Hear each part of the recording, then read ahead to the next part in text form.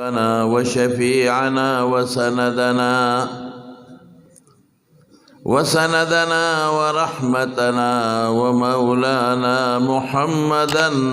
عبده ورسوله سيد الأنبياء والمرسلين وخاتم النبيين صلى الله تعالى عليه وعلى آله وأصحابه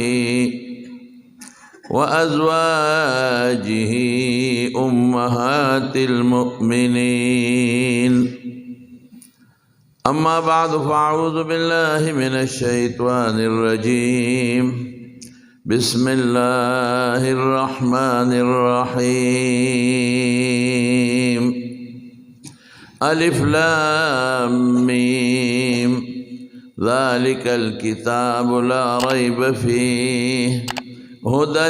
للمتقين. درود شريف وآية. اللهم صل وسلم على سيدنا ومولانا محمد وآله وصحبه أجمعين. معزز علماء کرام و ددی غټ اجتماع حاضرین مسلمانان ورونو، الحمدللہ دا محلہ و دا جماعت او دا ټول اتمانزه و بالخصوص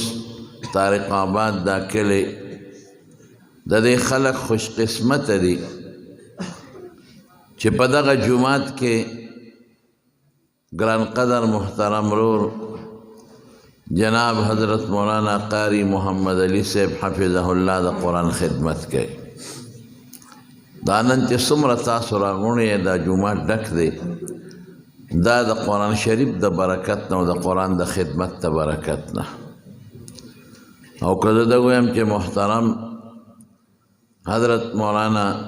شیخ الحدیث مولانا سبزعلی خان صاحب رحمت اللہ علیہ خوش قسمت انسانو نو دا خبر بدرست ہے دکا چی اغلا خدای کم بچی ورکڑی دی ټول عالمان دی الحمدللہ او ہر بچی لکیا دی دا دینی علوم و درسونا کئی او دا ہر بچی نے اللہ دا دین و دا قرآن خدمت علی دا سے پلار بختوری چی اللہ والا ملغلری بچی ورکی دا دین دا نشر اشاعت او دا قرآن دا خدمت بچی اللہ ورکی دا بختور پلاری محترم ہر کال دغه سے دستار بندی دل تکی دا ماشومان و دا ناظری دا حفظ او سخ کال دا گن شمیر دا تجوید دا علاکان و دستار بندی دا چاہتا کہ دا قرآن شریف پا تجوید باندے خودلے دے دا سلو نزیات طالب علمان نہ بلکہ عالمان دے الحمدللہ